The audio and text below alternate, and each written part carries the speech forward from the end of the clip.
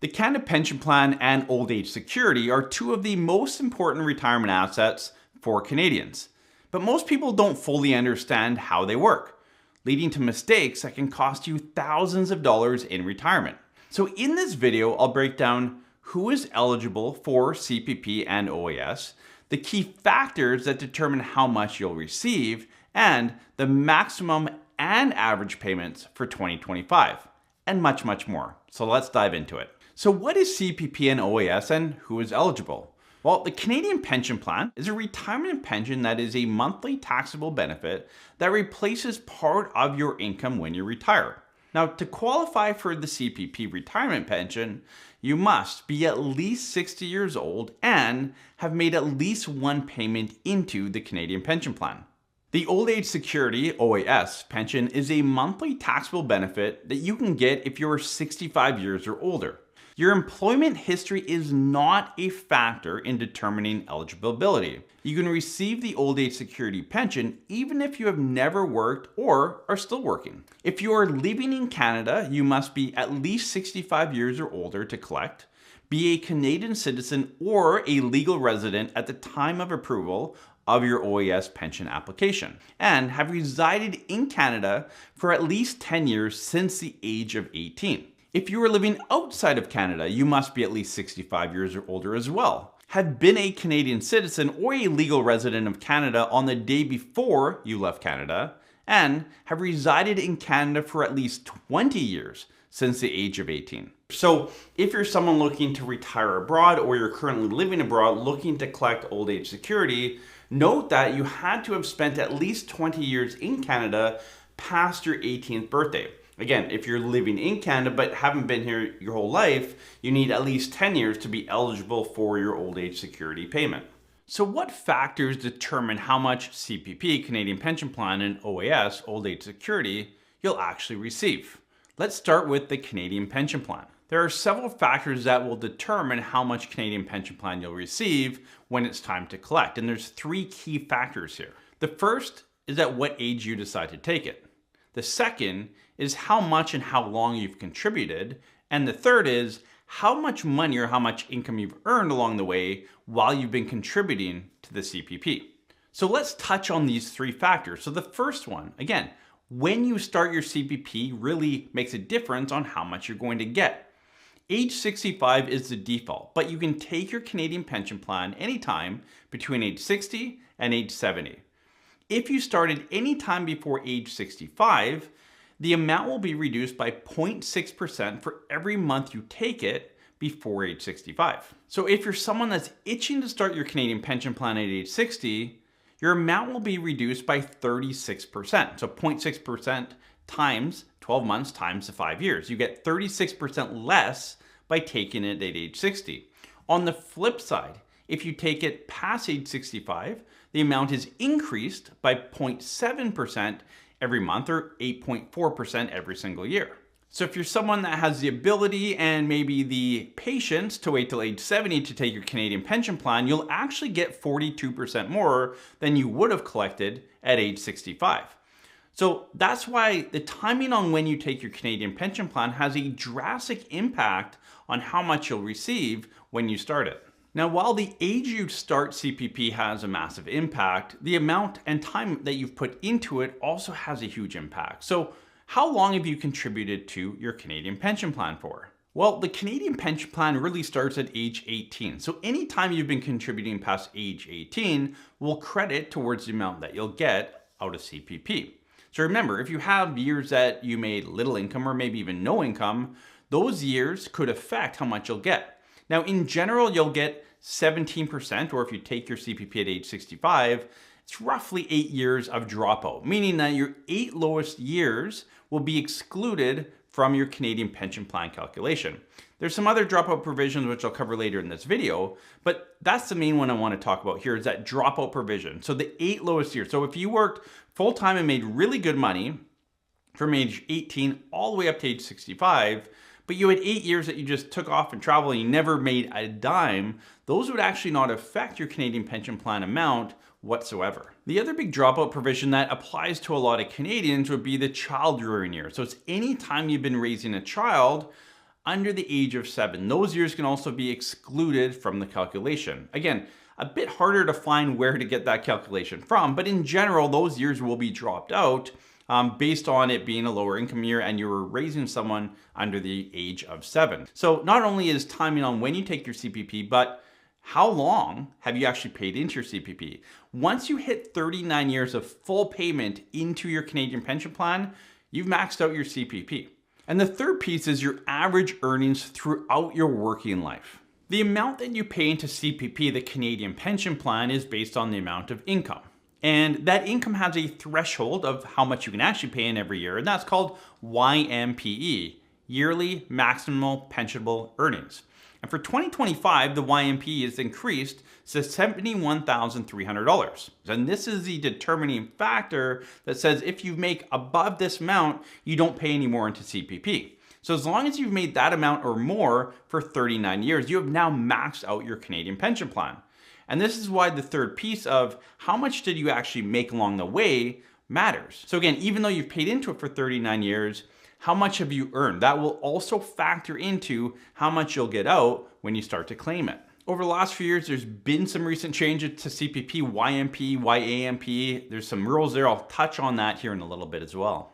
I'd like to thank the sponsor of today's video, Harvest ETFs. Looking to invest in the financial backbone of the US economy?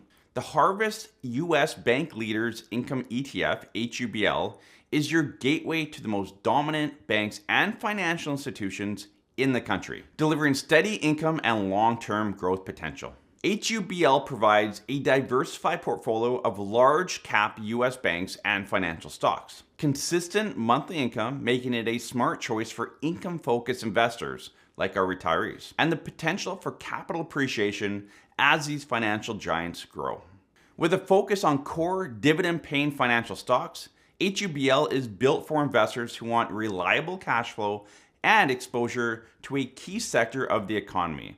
Plus, its active management strategy helps enhance income and reduce volatility. HUBL is available in two currency classes, hedged and US dollar, giving you the flexibility to invest in the way that works best for you. Whether you're looking to boost your monthly income or position your portfolio for long-term growth, the Harvest US Bank Leaders Income ETF provides a strong, stable, and strategic way to invest in US financials. To learn more, click the link below.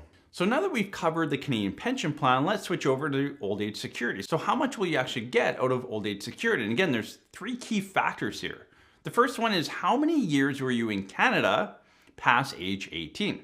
The second one is when you actually start collecting old age security, much like CPP, it can be affected by the age at which you take it. And the third is your income, because there's something called old age security clawback, and I'll cover that here in a second. So let's start with years in Canada beyond age 18. The calculation is quite simple. Once you hit 40 years, you've collected or been able to collect full old age security. So as long as you've spent 40 years in Canada, by the time you start collecting old age security, you will get the maximum amount. Now, if you've only spent 30 years in Canada, well, you're going to get 75%. 20 years, 50%. So it's a very easy calculation. How many years you've been in Canada divided by 40, that percentage will be the percentage that you get of maximum old age security. So if you're someone that was born and raised in Canada, lived here your whole life, you will get maximum old age security at age 65. As long as you don't fall under number 3, which again, I'll cover here in a second. Now, unlike CPP that you can take as early as 60, old age security is age 65. So that's the earliest you can take your old age security. Now, there's a lot of articles out there that still talk about age 67. Once upon a time here in Canada, they bumped it from 65 to 67. It was quickly rolled back to 65, and that's where we are today here in 2025. And there's been no discussion of changing that here down the road. So again, you can start it as early as 65, but you can delay it all the way till 70. Now, if you delay it, you get a bump in the amount you collect, and it's 0.6% every month past age 65. So if you're able to wait till 70, you'll get a 36% bump on your old age security. So again, going back, CPP was 0.7% a month. Old age security is 0.6% a month. So a bit of a better benefit to delay CPP, but still a benefit nonetheless for your old age security. Now, why would you want to delay your old age security? Well, this brings us into point number 3, which is how much you get depends on your income and something called the OAS Clawback, or the recovery tax on your old age security. And this happens when you make income over a certain threshold. You're clawed back at 15 cents on every dollar that you make over that threshold. So the threshold here in 2025 is $93,454. So for every dollar you make above that, you will have your old age security clawed back by 15 cents. So again, that's where it matters. So if you have a high income between 65 and 70, maybe you front end load some of your RSP withdrawal, whatever it is. But if your income's above that threshold, it might make sense to defer your old age security to closer to 70, because you may not get all of your old age security or any of your old age security if you have a very high income otherwise. So be aware of that. So what are the maximum CPP and OAS benefits for 2025? Well, for CPP, as of January 2025, the maximum monthly CPP retirement pension at 65 is $1,433. This amount is adjusted annually to reflect increases in cost of living. For the first quarter of 2025, January to March, the maximum old age security payment is $727.67 for individuals aged 65 to 74, and $800.44 for those aged 75 years and over. Old age security pension automatically increases by 10% for individuals once they hit 75 years of age. And this is 10% on whatever amount you're receiving. So if you delay your old age security to 70, the bump of 10% at age 75 is going to be more beneficial for you. Again, this all has to be part of your overall plan to see what the optimal timing is to start your old age security. Now that we know what the maximum amounts are, the reality is most of us aren't collecting those. So a better question is, what are the average CPP and old age security benefits? Well, for CPP, while the maximum benefit again is $1,433, the average monthly amount received by retirees is approximately $808.14 at age 65. And this is as of October 2024. Now, the big difference is because of years of contribution and amount contributed. Again, most of us don't work our whole life and make the top YMP every year to max out the Canadian pension plan.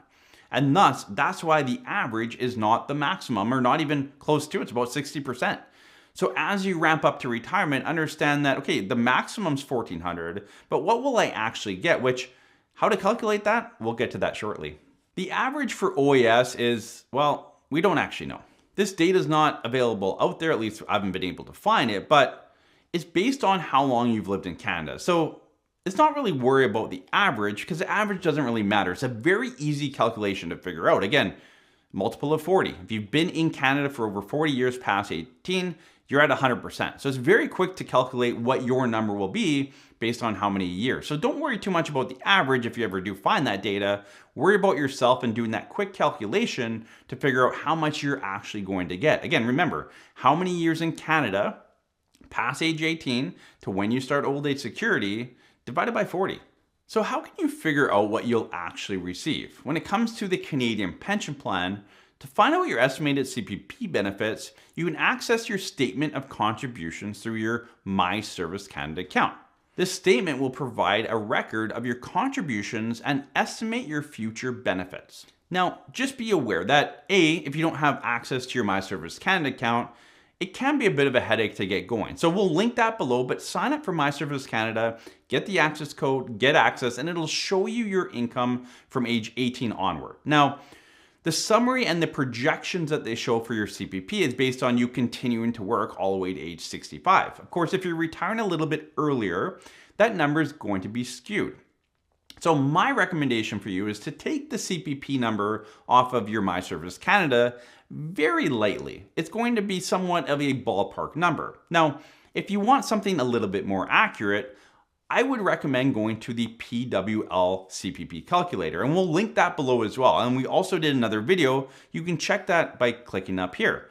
Again, we did a full breakdown of that calculator, why it's accurate, how it works, and why you should be using it to figure out your Canadian pension plan number. Now, to use the PWL calculator properly, you do need your earnings since age 18, and that's why you need access still to your My Service Canada. You can download those, get those numbers, put them into the PWL calculator, and then play around with the numbers to figure out when is the best time to take it, how does it integrate. But at the end of the day, you want to figure out what your number is for age 65 and say 60 and 70 as well. Then provide that to your financial planner so that they can map out a proper plan that incorporates your actual Canadian pension plan number that you should be using. To calculate your old age security, again, you can get that information off your My Service Canada website. But again, it's a fairly simple calculation in that if you've been here for 40 years, you're going to get the full amount. If it's less than 40 years, it's a percentage. Again, if you've been here for 30 years, you're going to get 75%. 20 years, 50%. So you can probably do the quick math to figure out what that amount is. If it's 75%, it's 75% of the maximum amount. That's what you're going to receive for your old age security when you start it. Now let's go back to CPP contributions and how much you're going to get at the end of the day. And there were some CPP enhancements that were recently rolled out heading back to 2018, and they're still being implemented today in 2025. And the idea previously, 2018 previous, was let's replace 25% of your income. So YMPE, again, yearly maximum pensionable earnings, the idea was to replace 25% of that with your Canadian pension plan. Now moving forward, we're looking at an additional CPP enhancement. We're paying a little bit more into CPP, but we're getting a lot more out of CPP. And the idea is to replace 33% of your income over time.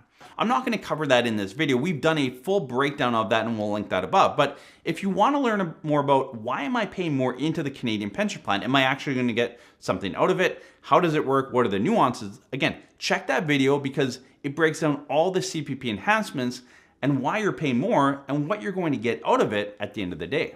So how do you apply for CPP and old age security? Well, you can apply online or through mail. If you apply online, it's going to be a much quicker turnaround to get your money. If you apply through snail mail, it can take many months. I've heard up to 6 to 8 months sometimes to get your first paycheck. Again, they will backdate it, but it's quite annoying because you're relying on that money as you're applying for it right then and there. Now, something to be aware of with old age security, OAS, is that at 64, you're going to get a letter in the mail talking about what you will get at 65. Now, I hear conflicting reports and I continue to hear conflicting reports of sometimes OAS just starts automatically and sometimes you actually have to apply for it. So if you're planning to delay old age security, I would say even if you're planning to start it, you want to communicate, be proactive in this and let them know, yes, I want to start at 65 or no, I do not want to start at 65. I'm going to delay it to a future date.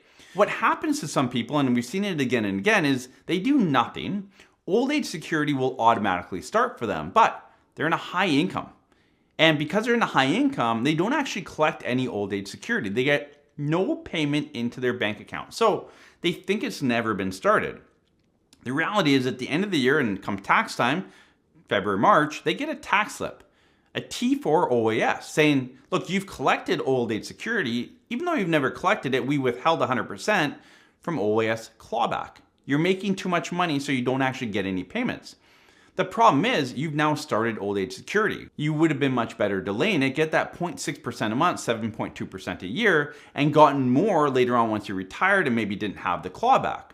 So again, when it comes to old age security, it is something that might start automatically. So take action, be proactive, and either say, yes, I want to start it, or no, I want to delay it. Again, you'll get a letter in the mail around your 64th birthday saying, hey, here's what's coming. What would you like to do? Now, one question I get often is, I've started my old age security, I've started my CPP, I made a mistake, Adam. Like, I did it, I've started watching your videos, I shouldn't have started it. Can I stop it? And so here's how that would work. Old age security, you have up to 6 months to stop payment. So if you've started OAS in the last 6 months, you shouldn't have because it's clawed back or just doesn't fit within your plan, you are able to stop it. You do have to pay back any payments that you've received, but you're now going to get that increased payment going forward. For the Canadian pension plan, CPP, you're able to stop it up to 12 months after starting it. Again, you need to pay back those payments, which if you've been spending them might be tough to do. But if you've made a mistake, again, 6 months for old age security, 12 months for your Canadian pension plan.